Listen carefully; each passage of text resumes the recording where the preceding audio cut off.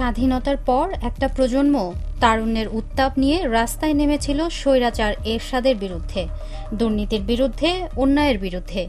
সে সময়ের আপামর জনসাধারণের আকাঙ্ক্ষা ছিল এরশাদকে সরাতে পারলে দেশে গণতন্ত্র আসবে।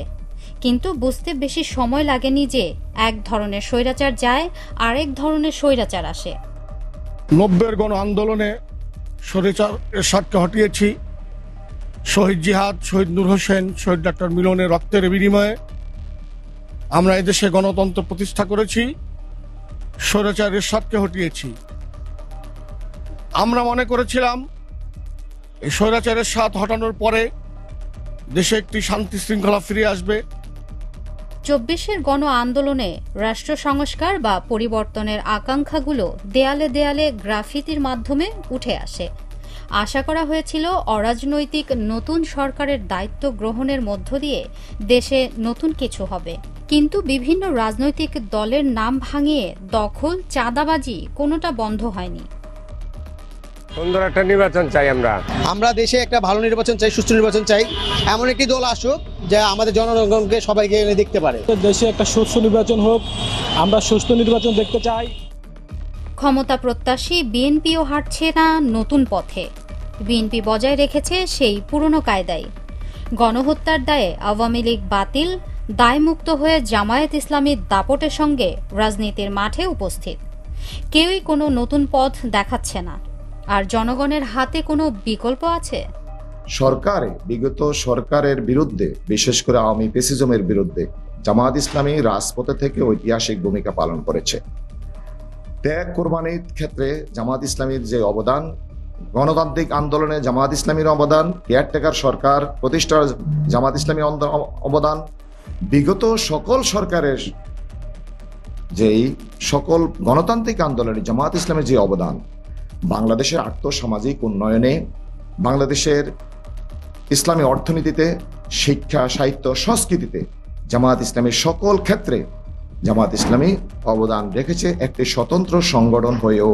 বিগত দিনে সরকার বিরোধী যারা ছিল, দেশের জন্য যারা কাজ করতে গিয়ে মামলা খেয়েছে, হয়রানি হয়েছে, বিভিন্ন রসায়নের শিকার হয়েছে, তাদেরকে আপনারা মুক্ত করে দেবেন। আর যত দ্রুত সম্ভব একটি দেশে সুষ্ঠু নির্বাচন দেন। সুষ্ঠু নির্বাচন দিলে ইনশাল্লাহ দেশের শাসন ক্ষমতা থাকবে, ব্যবসা বাণিজ্য সবকিছুই সফল হবে।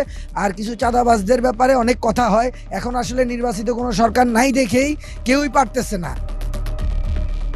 মোহাম্মদ ইউনূসের নেতৃত্বে অরাজনৈতিক নতুন সরকারের দায়িত্ব গ্রহণ এবং গণ অভ্যুত্থানের নেতৃত্বদানকারী তরুণদের নেতৃত্বে জাতীয় নাগরিক পার্টি যাত্রা শুরু হয়।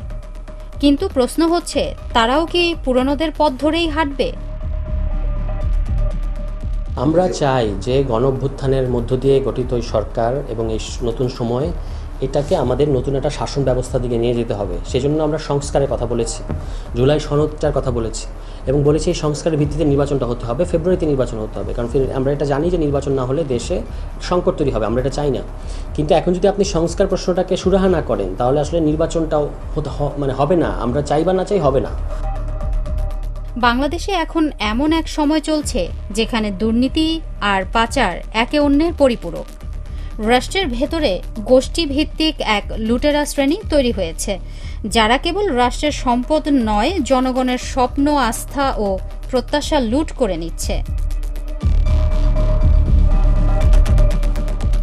তাছাড়া বাংলাদেশ এখন এক ধরনের রাজনৈতিক চক্রে আটকা পড়েছে। যারা ক্ষমতায় থাকে তারা দুর্নীতির মাধ্যমে সম্পদ গড়ে তোলে, যারা বিরোধী দলে থাকে তারা ক্ষমতায় যাওয়ার জন্য মরিয়া থাকে, যাতে পরবর্তী সময়ে ওই সুযোগ তারা নিতে পারে। কেউ কোনো আদর্শে দাঁড়িয়ে নেই, কেউ জনগণের স্বার্থে রাজনীতি করছে না, সবই নিজের জন্য, গোষ্ঠীর জন্য।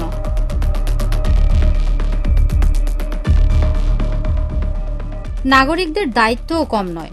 প্রতিরোধ গড়তে হবে, সচেতনতা তৈরি করতে সবাইকে একসঙ্গে এগিয়ে আসা জরুরি। মানুষের মধ্যে ন্যায় বিচার ও মানবিকতা জাগাতে হবে।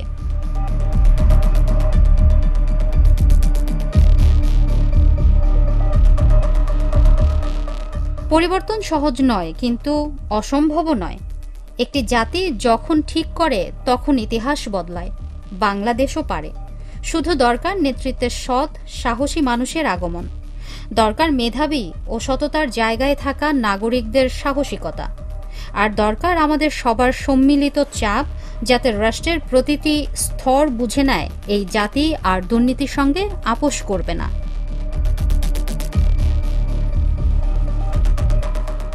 Channel S news desk.